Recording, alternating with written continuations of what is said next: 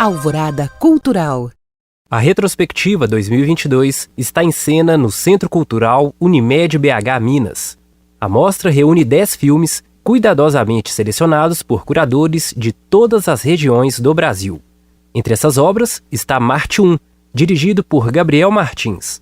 O longa, produzido em BH e Contagem, narra a história de uma família negra de classe média baixa, abordando temas como conflitos intrafamiliares, questões de gênero e política brasileira.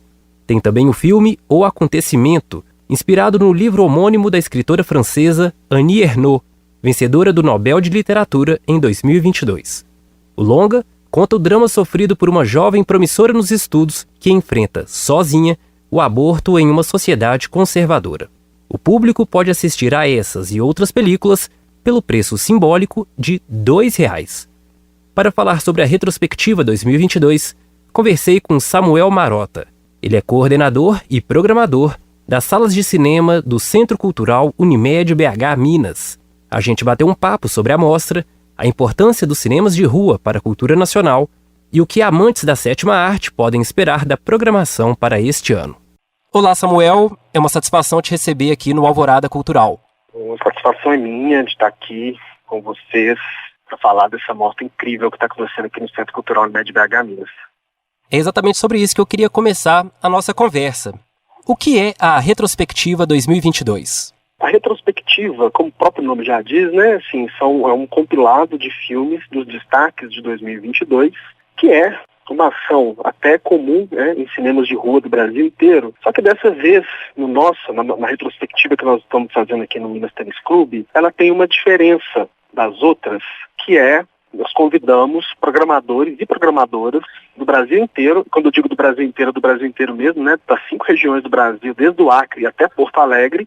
Nós convidamos pessoas que partilham, né, da mesma experiência de programar uma sala de rua, e cada sala dessa tem a sua especificidade, o seu modo de programar, o seu modo, enfim, de conseguir os recursos para programar. E cada um desses programadores foram incumbidos de escolher os 10 destaques do ano para a pessoa.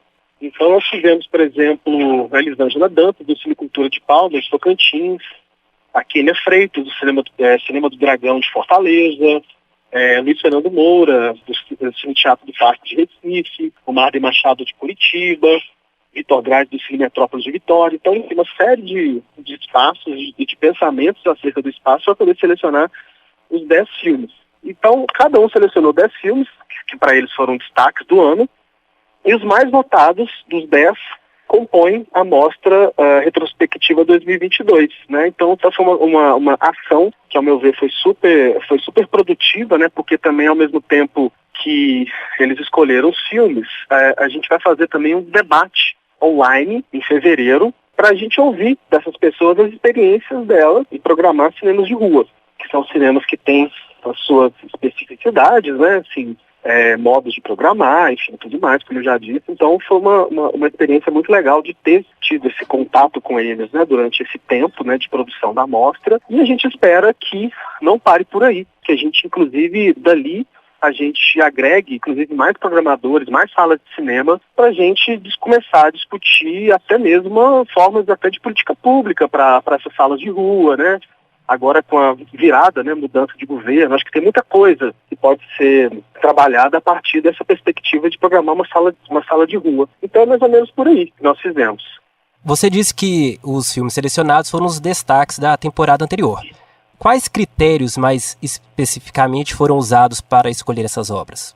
Bom, os critérios são individuais. O grande critério é que cada um pense da maneira como quiser, que selecione da maneira como achar viável, prudente. Então eu tenho para mim assim, que eu também fui um dos que selecionou, né, filmes. E para mim é de uma forma muito livre. Você faz uma retrospectiva mental daquilo que você viu em sala de cinema, não só os filmes que passaram nas suas respectivas salas, mas também filmes que não entraram e tudo mais, e aí você pensa nos destaques. E aí o critério de seleção é individual, né? Assim, cada um pensa naquilo que escolhe os 10 filmes a partir dos seus próprios critérios, seus gostos pessoais, critérios técnicos, e aí vai muito de uma liberdade mesmo de criação e de escolha, né? De seleção. Além da qualidade das obras e da sala de cinema propriamente, chama a atenção também o preço do ingresso. que é apenas R$ 2 a inteira, sendo que o Minas fica em uma região valorizada de Belo Horizonte. Como é possível manter e por que esses preços populares? Os cinemas do Centro Cultural, né, o Unimed BH Minas, são duas salas que estão agora, nesse momento, começando os trabalhos, vamos dizer assim. E é muito importante que, por se tratar, né, de um espaço público, que as pessoas tenham acesso. As pessoas venham e que sejam muito bem recebidas e bem acolhidas, e numa sala que é super confortável, com som muito bom, com projeção muito boa e com preço muito bom também, né? Eu costumo dizer que é um preço simbólico, né, de R$ 2. Quase todo mundo pode assistir, né? Assim, pode vir e assistir aos filmes. Então, acho que pós-pandemia, os cinemas, sobretudo os cinemas de rua, foram muito afetados, né? Por causa disso. Até mesmo os shoppings, os cinemas de shopping também foram. Então, eu acho que cabe também ao espaço pensar em estratégias de fazer com que as pessoas voltem para as salas de cinema. Porque, quer queira ou não, por mais que você tenha hoje várias possibilidades de assistir em casa, através dos streamings, né, dos Netflix, da vida, Amazon, nada é igual à experiência de uma sala de cinema. Ainda mais essa sala de cinema aqui do Minas, que você vai estar diante de uma projeção espetacular, de um som espetacular e tudo mais. Então, assim, eu acho que vai uma série de fatores, né, que façam que a gente lute para que, nesse caso específico, o valor seja assim. E aqui no Minas, nas salas do Minas, nós temos duas diretrizes, né? Uma, que você tem, por exemplo, os filmes em cartaz, com um preço que já é o preço mais barato, o ingresso mais barato da cidade, que custa, segunda a quarta, R$ 12, né? Inclusive a gente estava passando agora o Avatar, a pessoa poderia ver o Avatar a R$ 6, né? No shopping hoje está R$ 60, R$ 70, então já parte desse princípio. E nas mostras, no ciclo de cinema, né, que a gente tem as mostras, igual já teve uma mostra do Paul Newman, diretor, teve a mostra do Clube da Esquina, agora vai ter, por exemplo, uma mostra do Martin Hershman, que é um diretor renomado da Argentina, que vem presencialmente, inclusive, para todas essas mostras que acontecem aqui, tem esse valor de R$ 2, né? Então a gente sempre pensa, né, em praticar valores em que as pessoas podem vir, podem pagar, que não vai alterar necessariamente no orçamento, né, assim, do espectador. Então acho que isso para a gente é uma coisa muito importante. Além dessa questão do preço mais acessível, eu queria saber a sua opinião. Qual a importância dos cinemas de rua para a cultura nacional? O cinema de rua, ele tem na essência dele, sempre foi assim. Em Belo Horizonte mesmo, nos anos 60, 70, até antes, você tinha uma sala de cinema por bairro, né? E isso automaticamente cumpre esse lugar de popularizar o cinema. E à medida que as salas de rua foram acabando, a qualidade da programação também, ela foi deixando a desejar. Porque as salas de rua, elas têm por característica uma atenção ao cinema enquanto arte, no lugar em que você pode passar filmes que nos shoppings você não veria. Claro que aqui, nas salas do Minas, por exemplo, a gente não passa só filmes, digamos, filmes mais experimentais. A gente passa também os filmes experimentais. Nós sempre damos uma atenção muito especial ao cinema brasileiro, porque é também função de uma sala de cinema de rua, dar atenção à produção brasileira, à produção local. Então, quando eu falo local, inclusive os filmes de Belo Horizonte, filmes feitos aqui, a gente passa todos os filmes, dá uma atenção especial ao filme. Então, eu acho que a sala de rua cumpre esse papel, né, dentro do contexto de exibição do cinema brasileiro, que em outros lugares você não tem, né? Então, e abre essa possibilidade, inclusive, para você colocar preços menores. Você pode propor, inclusive, oficinas de cinema, sessões comentadas, tem uma série de coisas aí que as salas de rua dão, teoricamente, né, essa liberdade de programação. Foge um pouco da lógica comercial, né? Eu não sei se foge da lógica comercial ou se ela dá um outro... Ela coloca a lógica comercial num outro lugar. Ela não deixa de ser comercial. Ela simplesmente não compactua com toda a lógica comercial de apenas dinheiro, bilheteria. Bilheteria é importante também. Só que outras coisas também se sobressaem em relação a uma necessidade máxima de lucro, né? Então, eu acho que nesse sentido é que interessante. Não é que a gente não se preocupa com rendimento. A gente se preocupa sim, só que a gente não se preocupa somente com isso. Com outras coisas também, sobretudo dentro de uma lógica de formação de público, de formação de olhar, né, de novas experiências, de discussões, sabe? Então, assim, de colocar também outras pessoas para poder pensar o cinema fora desse contexto de mainstream. Então, eu acho que são esses os fatores, né, que fazem com que as salas de rua sejam lugares fundamentais mesmo. Interessante. Agora eu queria pegar um gancho de uma coisa que você falou em respostas anteriores, porque você citou a mudança de governo e esse período pós-pandêmico, embora ainda não oficialmente reconhecido, né, pela Organização Mundial de Saúde. O que esperar da política cultural nos próximos anos? A gente sabe, né, já não é segredo para ninguém que a cultura, ela não é um dos fatores, um dos segmentos que mais gera coisas positivas assim, para qualquer país.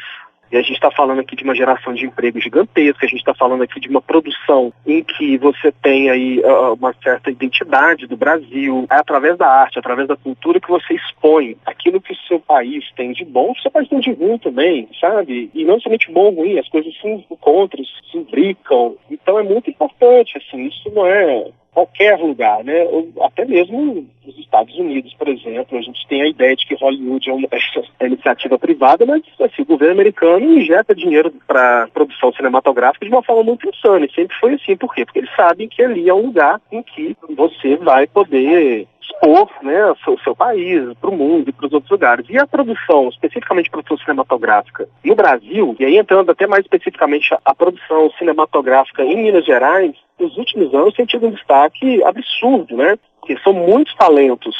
E o medo era que essa produção ficasse estagnada exatamente no momento em que ela estava mais crescida, né? Mais adulta, digamos assim. Então a esperança é que essa produção intensa de grandes filmes, como Marte 1, por exemplo, né? A produção de Contagem, como exemplo disso, continue a todo vapor e aumente ainda mais, e que melhore ainda mais essa produção, tanto em termos de número, mas também em qualidade, né? Assim, a partir do momento que você investe, e aí eu chamo de investimento mesmo, na produção cinematográfica, você vai criando também novos profissionais, novos olhares, né? Só para você ter uma ideia, quando o Estado investe, por exemplo, R$1 milhão para a produção de um filme, 1,5 milhão, R$2 milhões voltam para o Estado, sob diversas formas. Então é um investimento muito interessante e é um investimento também que não polui, né? A gente está falando aqui de produção, enfim, intelectual, de produção artística, e só tem a engrandecer, né? Aquilo que a gente tem de mais incrível no Brasil, que é, sem sombra de dúvida nenhuma, a nossa cultura, né? Então, assim, as esperanças são as melhores, né? Que as coisas voltem ao normal ou que volte uma produção intensa, tanto de cinema, mas também de outras artes. É uma política de Estado, né? Você falou dos Estados Unidos, a Coreia do Sul também tem feito isso recentemente. Demais, demais. É um ótimo exemplo. Até um exemplo inclusive, que é mais próximo à nossa realidade, né? Eles perceberam, e inclusive as montadoras, assim, que são várias montadoras da Coreia do Sul, perceberam que o cinema é um lugar em que você pode explorar questões do seu país, mostrar a sua linguagem, o seu país, a sua cultura para o mundo, né? De fato, Coreia do Sul, e aí tem um exemplo do filme que ganhou Cannes, ganhou Oscar, e tem vários outros cinemas acontecendo lá também. Então, realmente, é muito importante esse investimento. Voltando agora ao Centro Cultural Unimed BH Minas, o que o público pode esperar para a temporada 2023?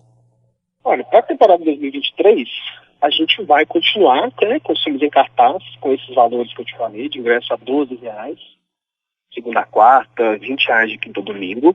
Nós estamos preparando uma cartela de mostras e retrospectivas bem incríveis também, dentre outros eventos, né? A gente recebe, por exemplo, aqui o Festival do Universo Produção, o Cine BH, Brasil Cinemundi, enfim, são vários acontecimentos, né, aqui dentro da sala de cinema, e ela funciona de segunda a segunda. Todos os dias que o espectador quiser ver um filme aqui no Minas, ele vai ver um filme. Enfim, então é uma produção que cada vez mais, assim, a gente vai evoluindo cada vez mais sobre diversos aspectos, né? Mas o que eu digo é que podem contar com uma programação tão boa quanto a de 2022 ou até melhor. Agora, para encerrar, Samuel, você gostaria de deixar uma palavra final a quem está nos escutando? Palavra final, acho que sim, venham conhecer a sala do Centro Cultural Unimed BH Minas. Você vai ser muito, muito bem recebido aqui, vai contar com uma programação diferenciada, com filmes incríveis, né? Assim, só para uma coisa que eu não falei na entrevista, os filmes que estão em cartaz aqui na retrospectiva é o Drive My Car, Il Buco, Licorice Pizza, Marte 1, Memória, Não Olhe, O Acontecimento, Os Primeiros Soldados, Pequena Mamãe e Vitalina Varela. Nós somos 10 filmes extraordinários que compõem essa programação. E, enfim, espero que todos vocês venham conhecer a sala de cinema do Centro Cultural Unimed BH Minas e venham sempre, venham com frequência, porque vão ser muito bem recebidos aqui. Então é isso. Samuel, muito obrigado pela participação aqui no Alvorada Cultural. Eu que agradeço, muito obrigado mesmo pela oportunidade de poder falar de cinema aqui e sempre que precisar, contem comigo. Muito obrigado, valeu. Esta foi a conversa que tive com Samuel Marota, coordenador e programador das salas de cinema do Centro Cultural Unimed BH Minas.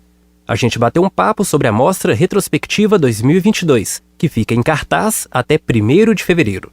Falamos também de assuntos como a importância dos cinemas de rua para a cultura nacional e as expectativas para a programação deste ano. Meu nome é Rafael Lourenço e esta edição do Alvorada Cultural fica por aqui. Um abraço e até a próxima!